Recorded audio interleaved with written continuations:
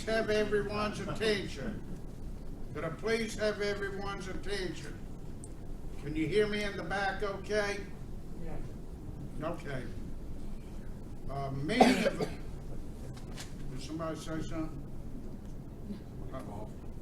A meeting of the Upson Historical Society is now called to order. On behalf of the society, we welcome everyone to the meeting and program. Do we have any visitors in here? If so, please raise your hand so we can recognize you.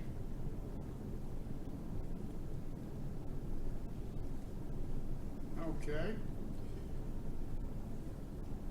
We have some things on the table in the back. We have books and some other things for the society.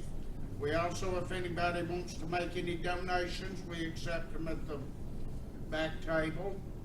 We have DVDs of our past programs are available. Now the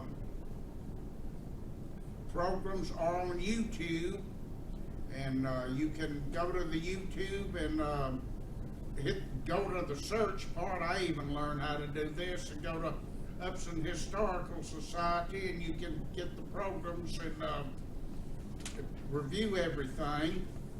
Does anyone have any special announcements they would like to make or need to make?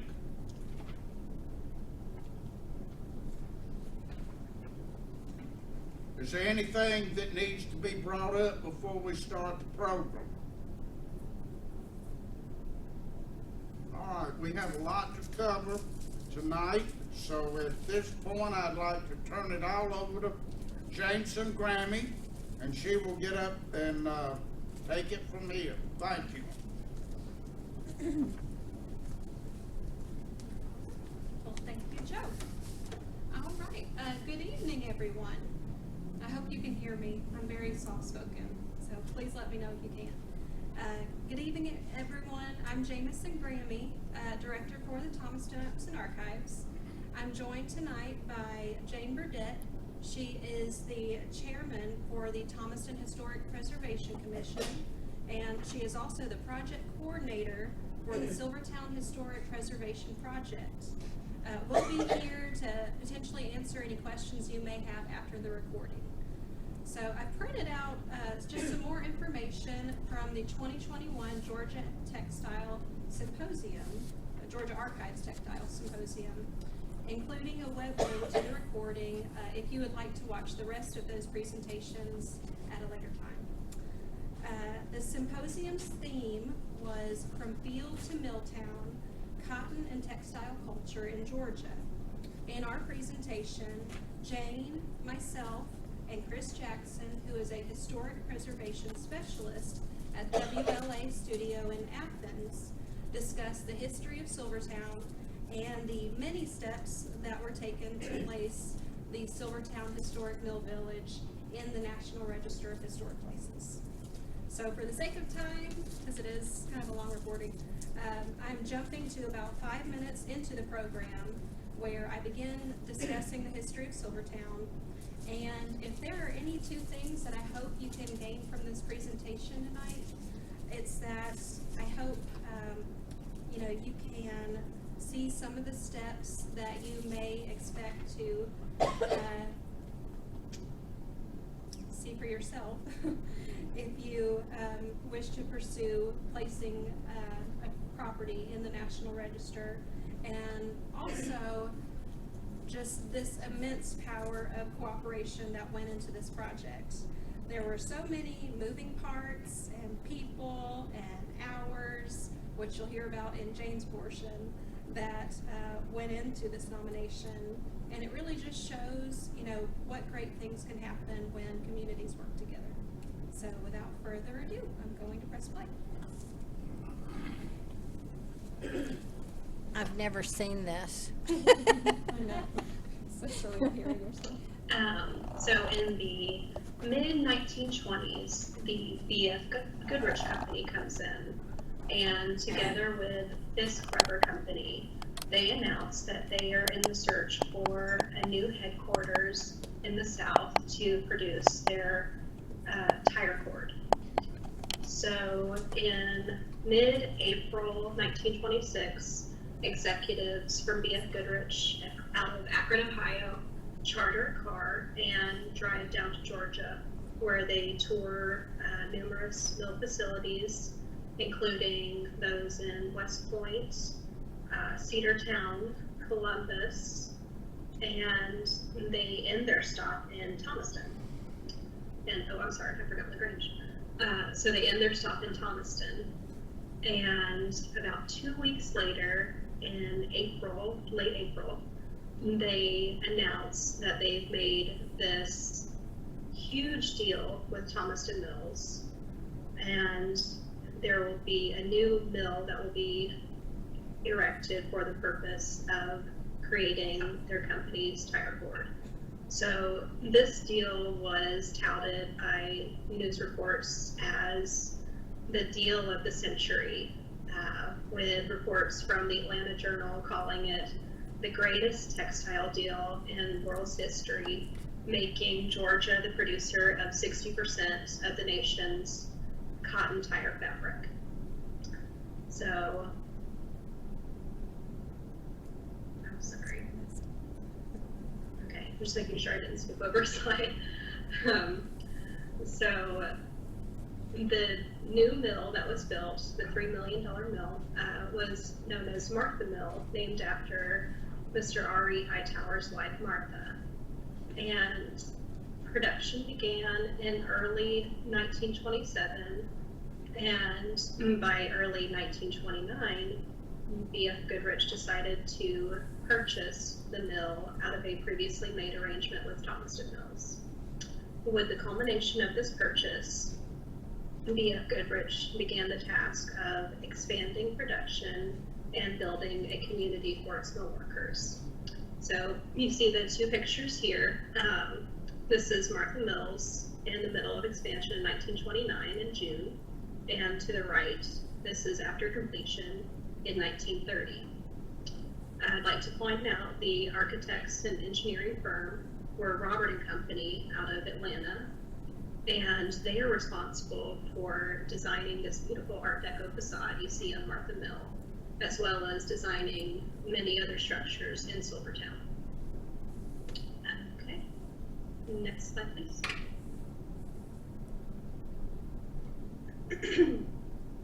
Through 1936, B.F. Goodrich was developing a community for its mill workers, as well as their families. They were creating what they called a World Textile Model Village. So they created hundreds of cottages for the mill workers. They made a ballpark, which is still in use today, a community center with drugstores and a movie theater, multiple schools, churches, and more. So why did they go through such effort to create this community for the mill workers? Well, the answer is simple. At the time, the workforce was dominated by farmers. So if B.F. Goodrich had any hope of competing with the benefits provided to farmers through sharecropping, they would have to provide similar incentive. So business at Martha Mill thrived, and they experienced particular significance during World War II. Numerous Martha Mill products were applied in much needed war material, and I love giving this example when students come in that are learning about World War II, but Martha Mill tire cord was utilized in the fire hoses that put out the fires during the London Blitz. Other applications include tank tires, assault boats, life rafts, and the list goes on and on. After the war, however, B.F. Goodrich began selling the cottages to the Martha Mill employees, and eventually in 1957, Silvertown was officially annexed into the city of Thomaston. Although the community of Silvertown is still very much celebrated into today, and they have a annual celebration held each October. Okay, next slide. And so it was around early 2019 that the decision had been made to try and place Silvertown on the National Register. I was asked to try and find any research I could about Silvertown's landscape architect. His name was Earle Draper. So who was Earle Draper? He was one of the premier landscape architects of the 20th century. He designed hundreds of mill villages and residential neighborhoods across the South. Several of his design mill villages are already on the National Register, such as the Chicopee Mill Village in Gainesville. He held firms out of Atlanta as well as Charlotte, North Carolina, and he also served as the Director for Land Planning and Housing for the Tennessee Valley Authority. So we knew, based on external sources, that Earle Draper was referenced as the landscape designer, but we hadn't been able to find anything within our holdings that provided that proof.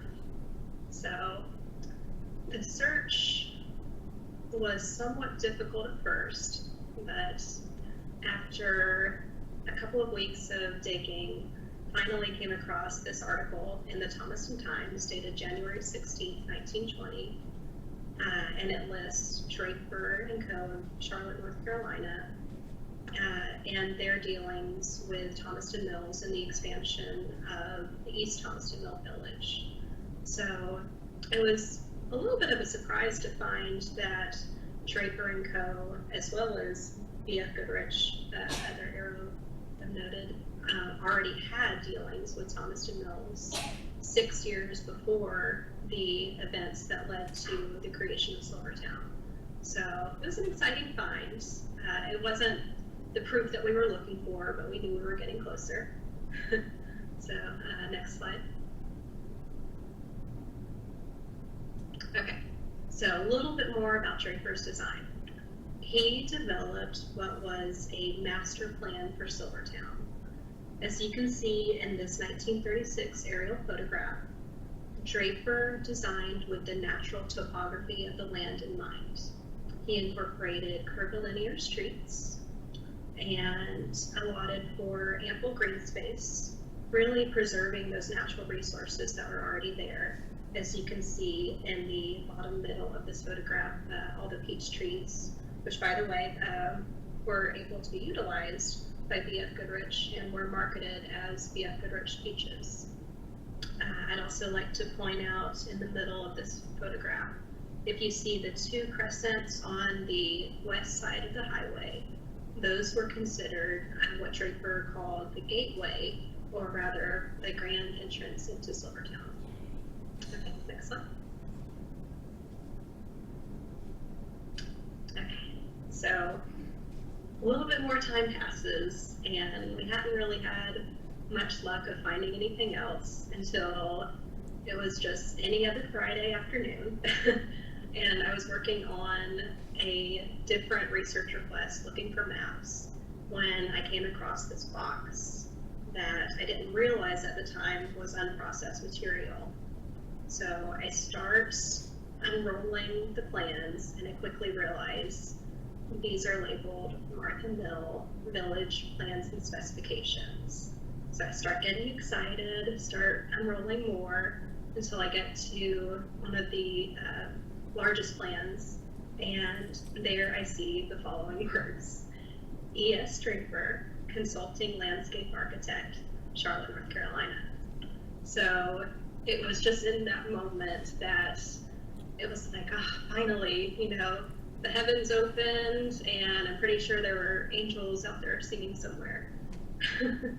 So it was kind of like hitting the jackpot. So just to clarify what we're looking at here, this is the general plan for North and Highway villages. And in comparison to that aerial photograph we were just looking at, this is everything on the east side of the highway. Next slide, please. Okay, and here's that view again. Okay, so here we see the Highway Village, the North Village, Martha Mill, and the South Village, which, by the way, we never were able to find the plan of everything on the west side of the highway. However, Chris was able to find it later on. Next slide, please. Thank you. Sorry, we're closed today, and someone started knocking on the door. It was very strange. So, a little bit more time passes, and Thomaston is selected as one of the 6 Georgia cities to host a traveling Smithsonian Institution exhibition. And this exhibition is called Change in Rural America. So, shortly after this, Chris and Dale from WLA Studio are brought in. Dale Yeager is a landscape architect herself, as well as a preservation planner, and Chris Jackson is the historic preservation specialist. And they were brought in to handle the nomination process for Silvertown being placed on the National Register. So Dale and Chris make their first of many visits to Thomaston and come view the plans we have just discovered. And I think they also begin their survey work. A couple of weeks later, Chris makes another visit, and this time he spends the day researching everything we can possibly find on Silvertown, including our lateral files, newspapers, photographs, scrapbooks, just everything we could find. So, in preparation for the Smithsonian, it seems like a natural fit that Chris and Dale would also come and do a presentation on the nomination process thus far and what it would mean for the residents of Silvertown. And just mere days before their presentation, another exciting discovery occurred. Although this time, this was made by members of the Upson Historical Society. They found even more Martha Mill plans and specifications in the Pettigrew White Stamps home, which is their local museum. It was such an exciting find and very fortuitous for timing that Chris and Dale were able to use some of these images within that presentation. So Chris continues his research. He visits other repositories and communicates with us as he's fine-tuning the details in his reports. And really, the process was mutually beneficial for both of us because we were able to help with the nomination, and Chris and Dale were able to help us by giving us a flash drive that had many images that Chris had found of even more Martha Mill specifications and plans across other repositories. So if I can say any one of the several great things that came out of this entire process, it's that we were able to add so many other things about Silvertown that we probably never would have seen had it not been for the National Register. Okay, next slide. Okay, the last thing I wanted to mention is that we are now getting a state marker honoring this Silvertown Historic Mill Village. So thanks to community support and the rallying that went on because of this process, we had a private donor come to us that wanted to have a marker placed in honor of Silvertown. So we contacted the Georgia Historical Society, who manages markers across the state, and we made an application through their competitive cost share program, and thankfully it was accepted, and we are now getting the marker at the end of this month. So this is just additional permanent recognition of Silvertown, and we couldn't be more excited. And the location, by the way, will be placed in the northern crescent of that gateway we talked about just a moment ago. Okay, that's all I have. Thank you so much, and now over to Chris. Good morning. Yeah, you can go on to the next slide. I wanted to just start by, thanks Jameson, and it truly was a crazy set of circumstances that led to how much information we found on Silvertown, but I wanted to start by just kind of explaining a little bit about the National Register and about the nomination and listing process.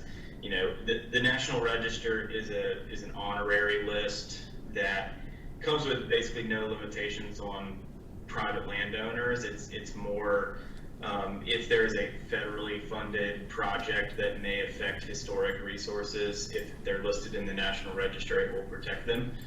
And you know, this is a big district, and when we came into the project, some research had been done and we knew a little bit about it.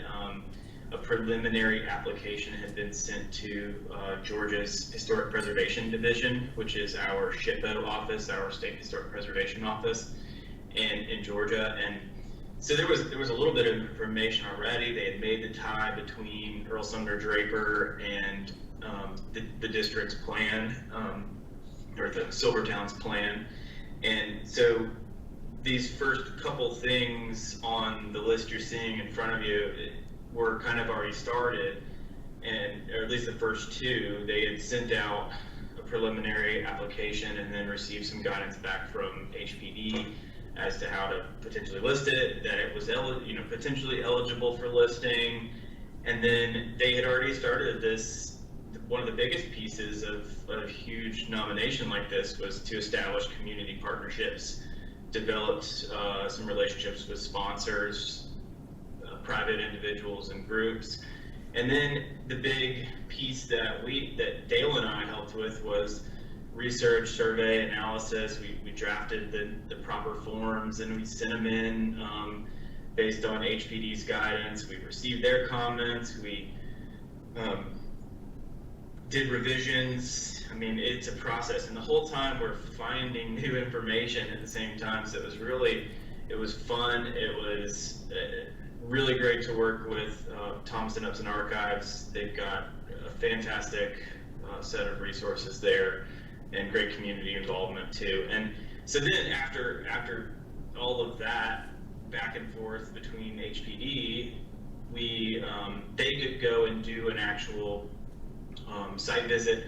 They do revisions to the nomination, then they do a public meeting to the property owners, and then they eventually present it to the Georgia Review Board, which happened, and it was awesome. It went right through with flying colors. It was great, and it just recently, we're proud to sort of announce again that it was submitted to the keeper of the National Register, and as of right now, we expect that to be kind of a check mark and good to go, and it will be listed in the National Register officially very soon. And you can go on to the next slide, please. So before I kind of talk more about the research process, which I think is my piece for this presentation today mainly, I just wanted to mention this is what we got the property, or the district listed. It is it's over 800 resources. They're all associated with Silvertown, which was its own municipality during the period of significance that we designated for this property. And from the nomination, basically one of the big sentences is that quote at the top: the district is Georgia's and the South's largest and most complete example of a planned industrial community. It's not the biggest, it's not the most intact, but it is up there. I mean, it is really remarkable, and we got it listed for 3 different criteria, A, B, and C, for the topics you see there on the screen. And like I said, it is really a pretty remarkable place. And great documentation. So, okay, you can go on to the next slide.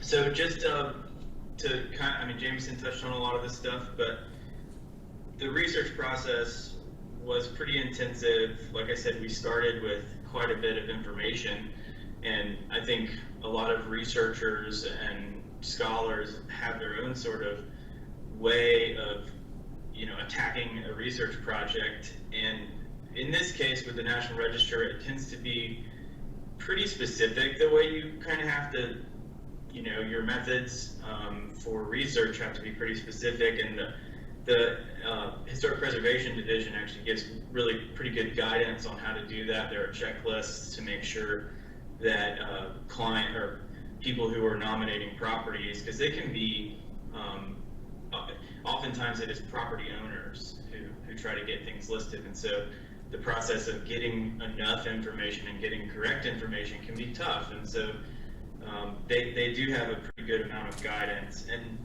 we generally follow that as well. And so we looked at all the records that were already held at HPD about Silvertown. We did our quick online searches and learned some things, did some more contextual research on Earle S. Draper. We still didn't know at this point that basically everything in the district was ultimately designed by Goodrich Company architects and engineers in Atlanta. We hadn't quite made that connection completely yet. And so then we went down to Thomaston to begin the work. And so you can go on to the next slide. Thank you. And so when we got to Thomaston, the first thing we did is we met with Jamesan and, you know, found all these things that she had found and documented them. And then we went out in the field and we started to took 1 million pictures, and we walked all the streets, drove around all the streets, walked all the streets, checked out new things that didn't fit the context of the Mill Village history. We looked for cohesive design aspects like the housing types. We looked for, you know, original features to Draper's design. We looked for intrusions or infill or alterations to things to see if the district had integrity. And all of this was kind of to determine two things. One, what were the boundaries of the district going to be? You know, how much of Draper's design was actually implemented and built, and when did, over what period of time did that happen? So that helps you kind of design or figure out what the boundaries are now of historic resources, and then essentially what is the integrity of those resources. So go to the next slide, please. And so after our first visit, we kind of go back home, and you know, we have all these marked up maps and 1 million photos, and we start to like decompress and figure things out and continue our research. And so this part of the process involves a lot more visits to libraries and archives, and we're in Athens. We have the UGA library system. It's great for us, and then it's a quick jump down to you guys at the Georgia Archives. And so we went there, and that's where we connected with a researcher and were able to bring the pallets worth of information from Goodrich Company architects and engineers. All of their records are held at Georgia Archives and have been cataloged, I think, mostly since we started this. A lot of them were still packed up in boxes and hadn't been quite all the way opened up, but we started to find all kinds of drawings and renderings and just tons and tons and tons of specifications and work from our Goodrich Company related to Silvertown. And so it was really cool. We learned a lot. That's the stuff that Jamesan's talking about. We were able to kind of connect a list or a set of resources to a real place that maybe the connection hadn't been made before this project. So that was really, really interesting. And you can go to the next slide, please. And rather than kind of tell you guys every detail, because it goes on and on, these are the kind of things that this chart just sort of shows you the kinds of things we learned from specific records at Georgia Archives. And so what you see on the left is Robert Company job numbers, and they have dates. Their job number correlates with the date of the year and the project number. And so we were, and then the middle column shows what is actually in those records, and then research keynotes on the right kind of shows you what we gleaned from that information for the nomination of Silvertown, and all kinds of things. I mean, you know, one of the big things on that second line down for job 2655 would be, you know, connecting for sure Robert and Company to Martha Mills, and specifically the expansions of Martha Mills that B.F. Goodrich exacted, and you know, then that also allowed us to connect Robert and Company to Earle Draper's firm, who they worked with on other projects as well. He was the consulting landscape architect on the projects that involved especially Mill Village work. And so we started to make a lot of connections, super cool information.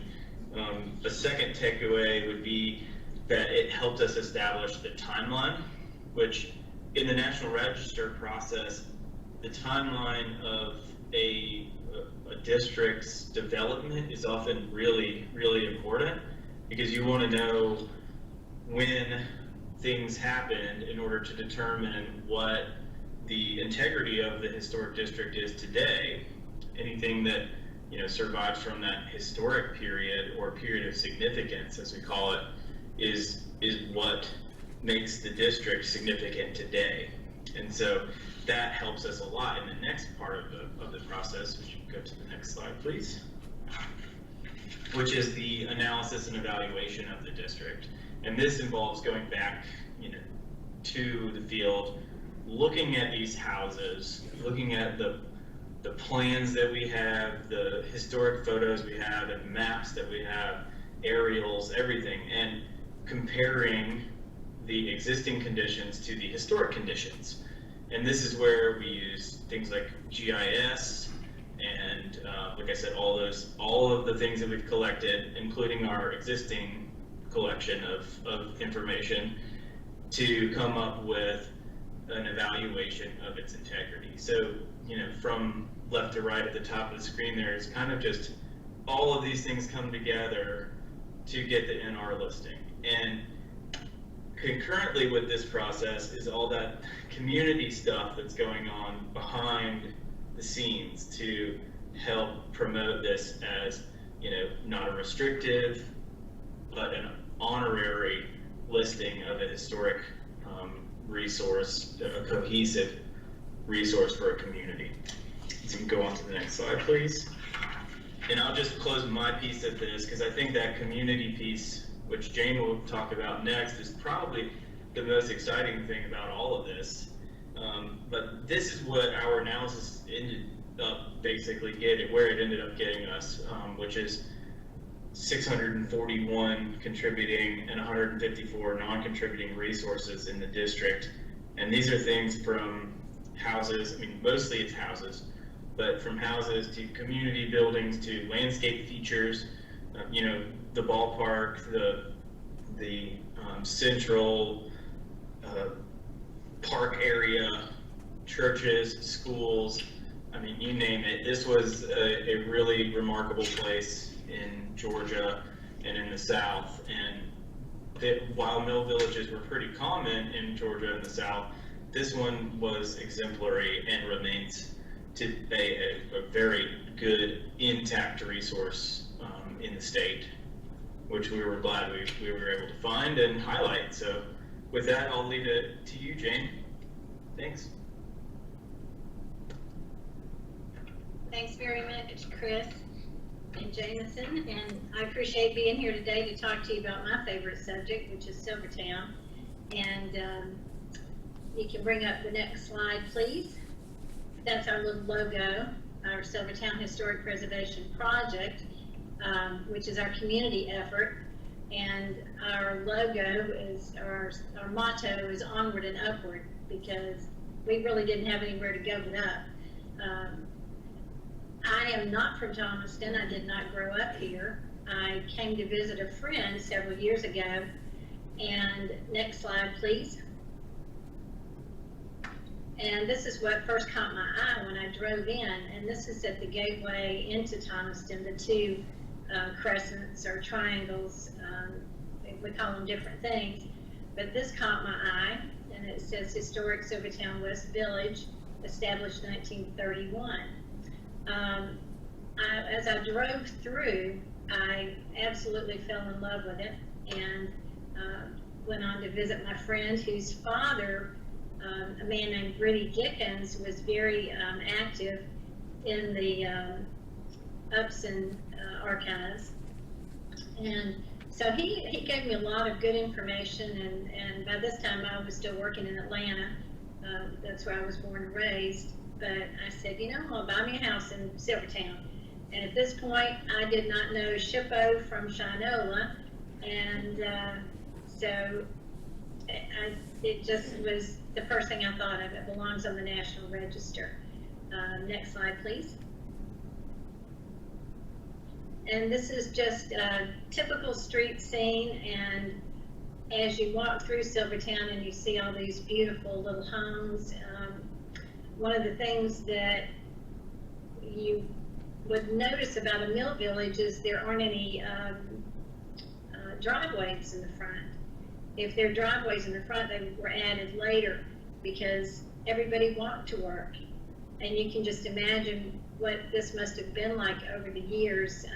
You know, we're pushing 100 years now, and you know, the kids and the activity in the community, and having your next door neighbor, you know, Bobby Soxers back in the 50s, and the soapbox derby races. You know, it was just an incredible community.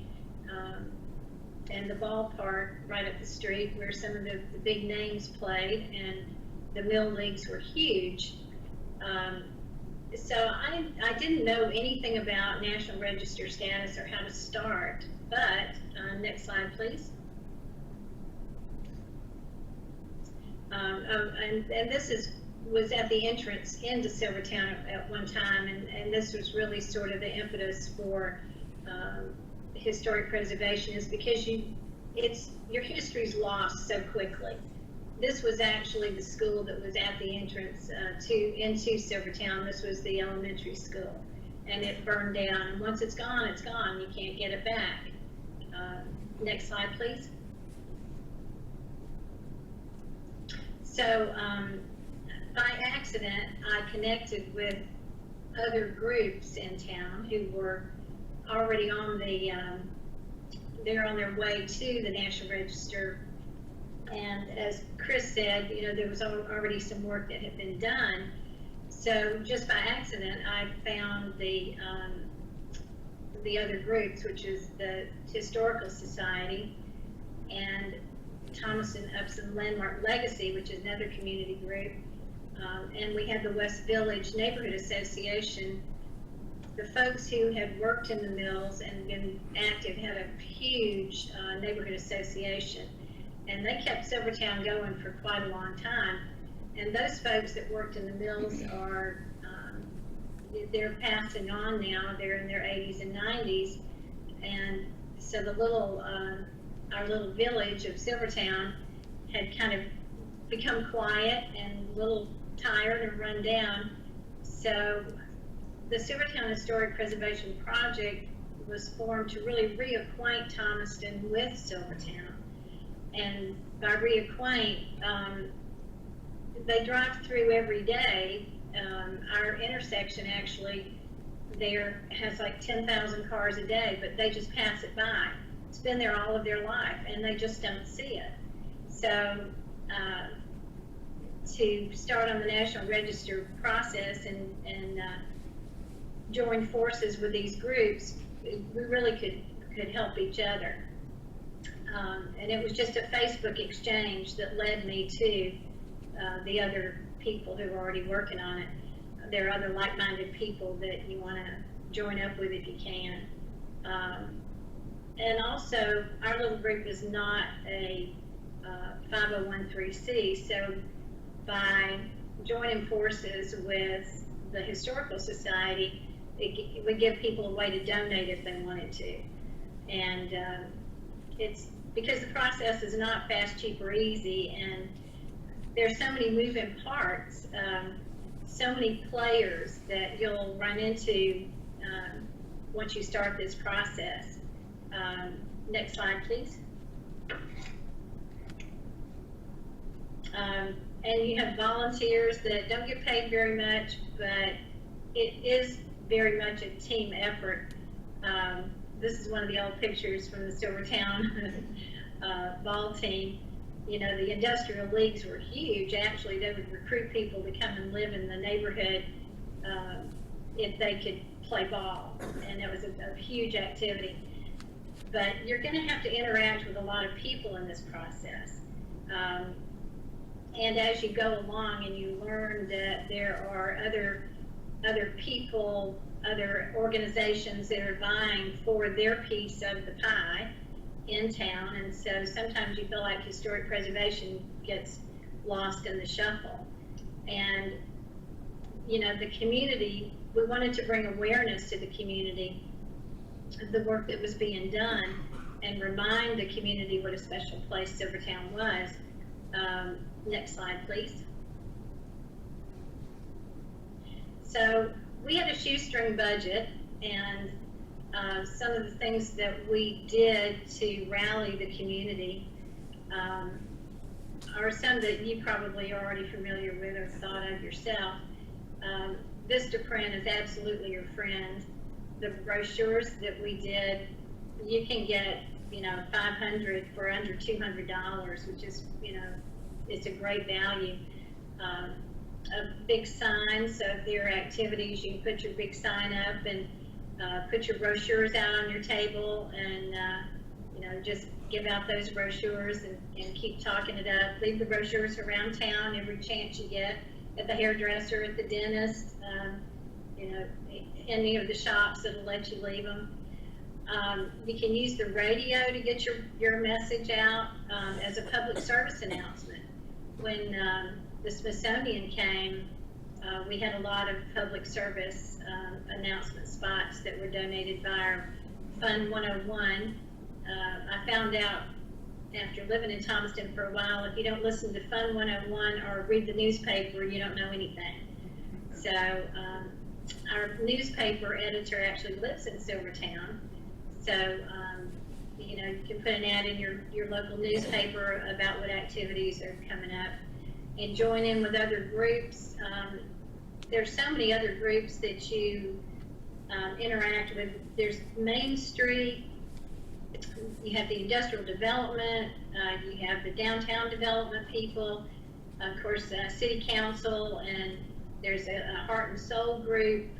There are just numerous groups that you can interact with and put your table up, and we have activities in the park, and you can join in that and just continue to get your word out.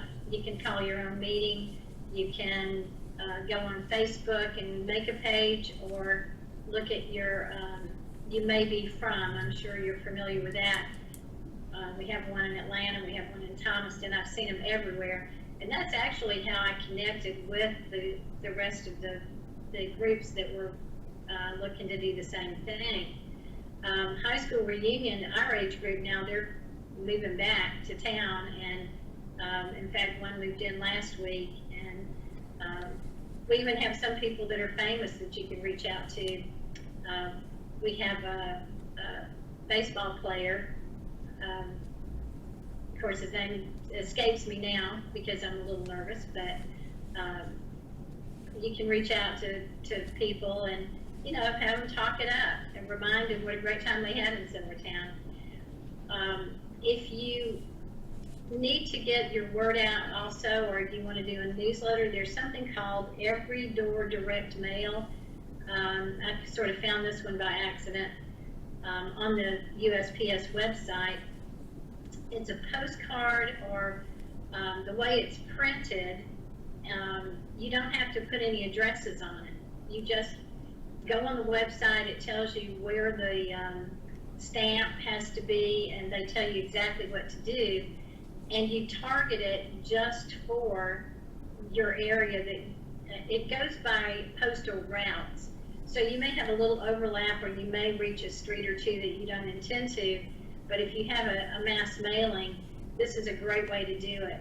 But not all printers know about it, so you want to look around and find a printer that knows how to make that every door direct mail in the specifics according to the post office.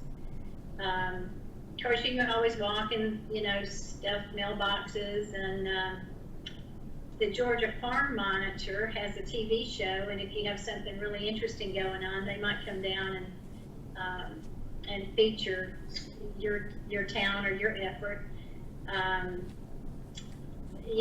There's just so many, and you have so many resources. We're so lucky here that we have our archives in Jamesan. They've done a great job, and hats off to Penny Cliff that was here before. I think she was the first one I met here with Mr. Britty. But there's a lot of ways to get your message out to the community that where you don't have to spend a lot of money. Next slide, please.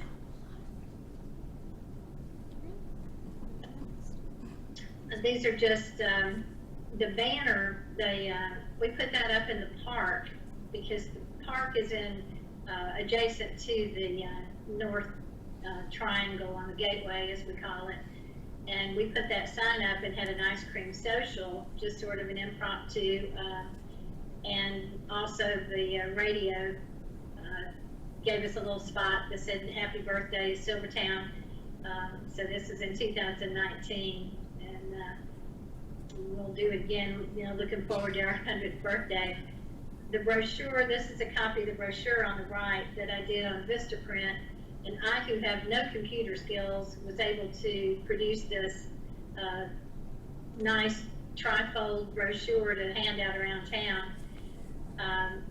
The ashtray, actually, I found on eBay, and it dates back to, I guess, maybe the 60s or 50s or whatever, but I found that on eBay.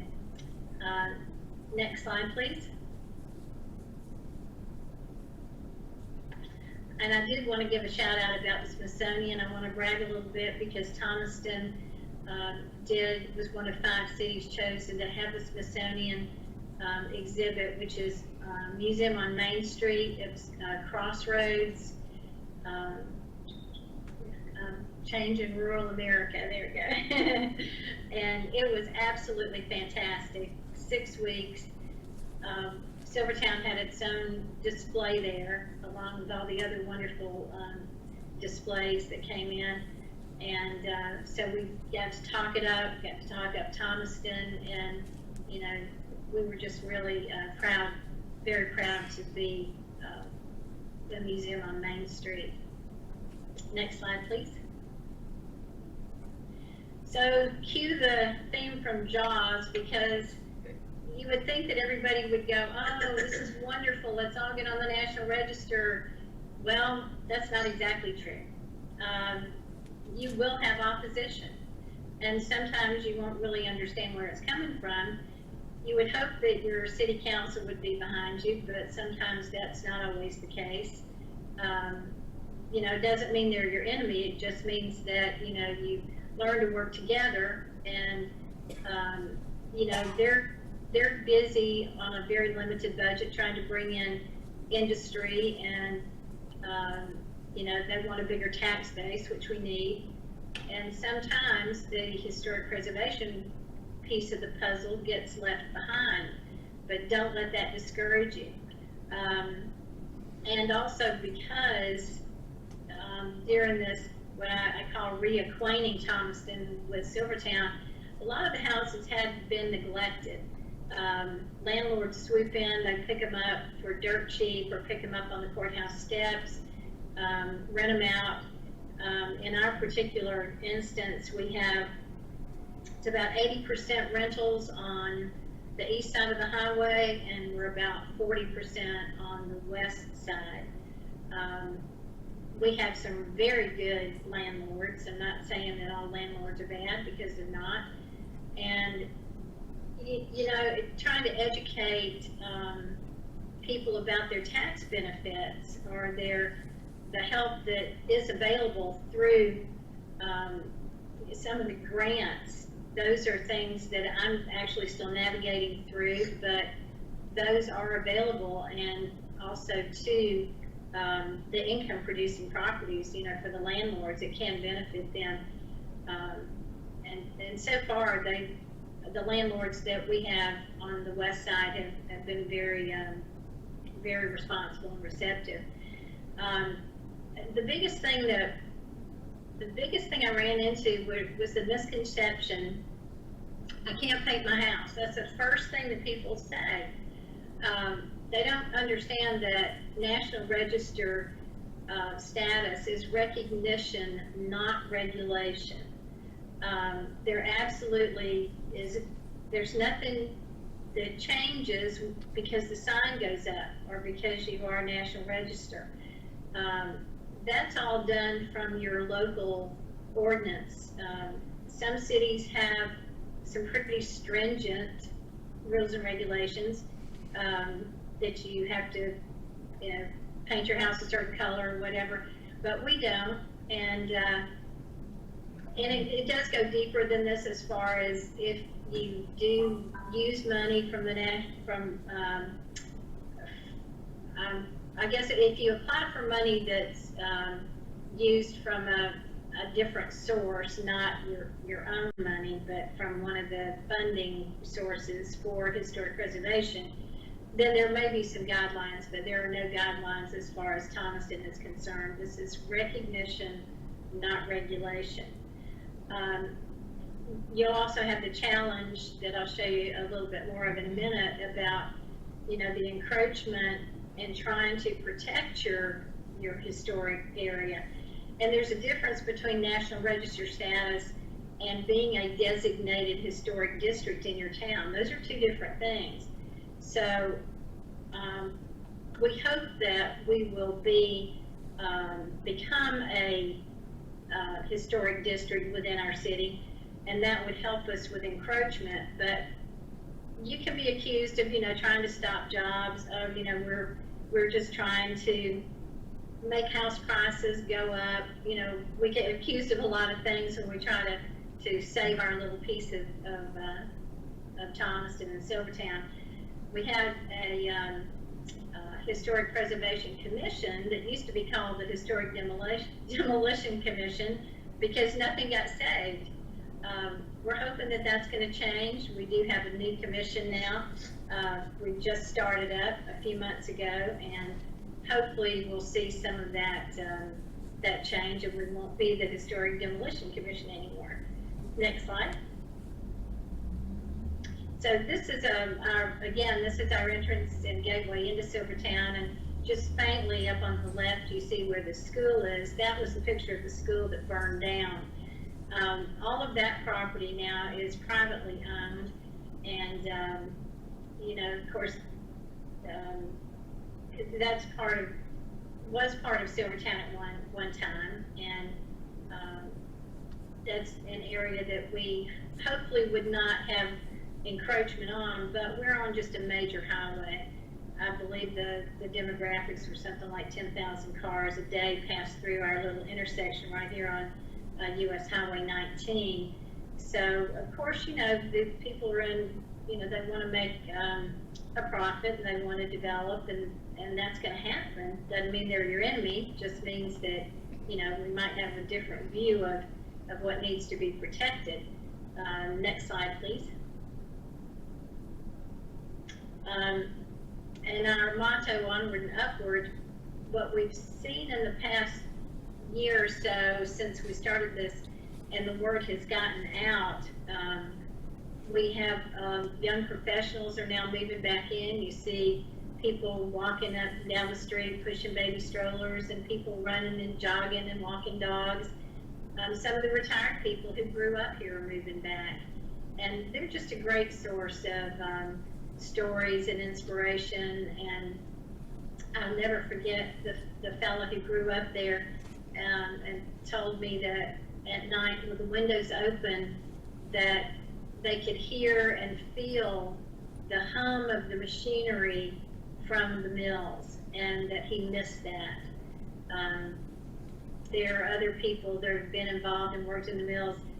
One lady, Miss Brown, has a scrapbook, and it's just a wonderful scrapbook of years and years of Silvertown, what the community and activities and Christmas, and just wonderful stories. Our property values are going up. The last year, our property values, our houses are selling for a good bit more, which is great. That means more tax revenue, just in case city councils listen. We do hope to be designated a historic district, and our historic marker is going up. And as Jamesan said, it was a private individual, and I'll give a shout out to the Cadle Foundation and to Community Enterprises for all of the help and the cheerleading that went into this.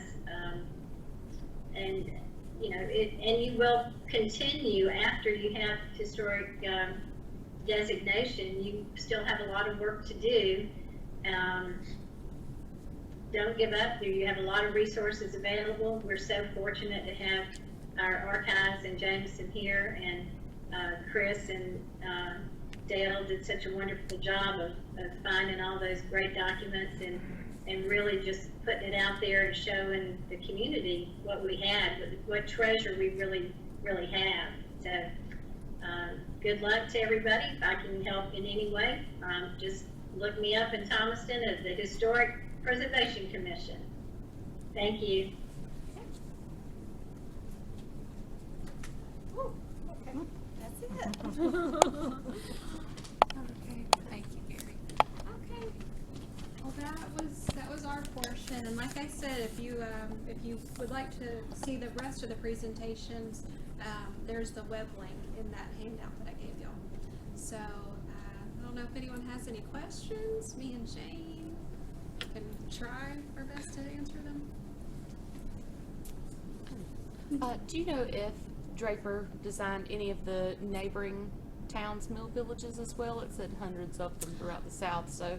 I don't know, but so I was living in Griffin, and I can't even remember where I was, but I was, I think, in part of, one of the old mill villages, and I was going down this curvy road, and it made me wonder. I'm just like, okay, because like I said, Draper played with the natural topography of the land, and it made me wonder if, maybe he had influences there as well. So, short answer, I really don't know. but yeah.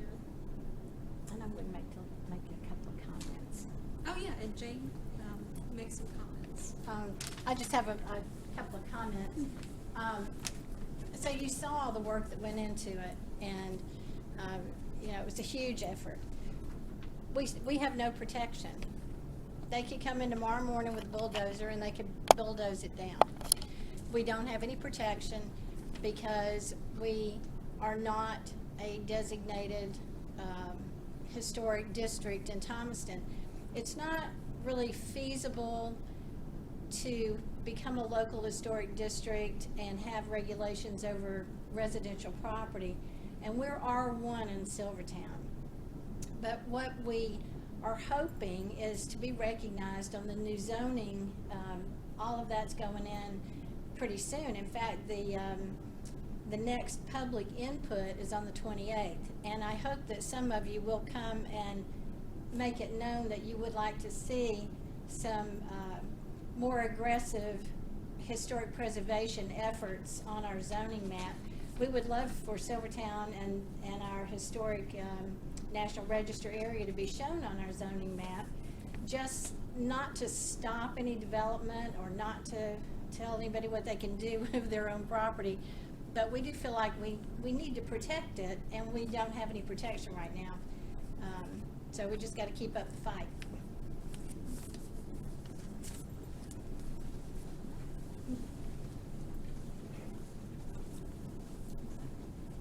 Okay, well, as is customary with the Historical Society programs, there's usually a gift for the speaker, and Gary Gill picked out this color of this lovely bag for Oh, you. that's lovely, Gary. Thank you so much.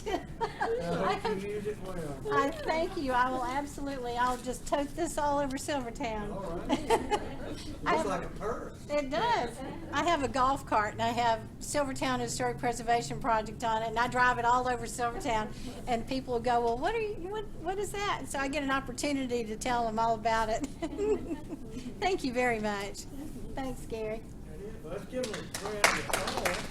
Thank y'all for coming, and Oh, so cool. feel free to hang around a few minutes if you want to, and we'll be back here next month.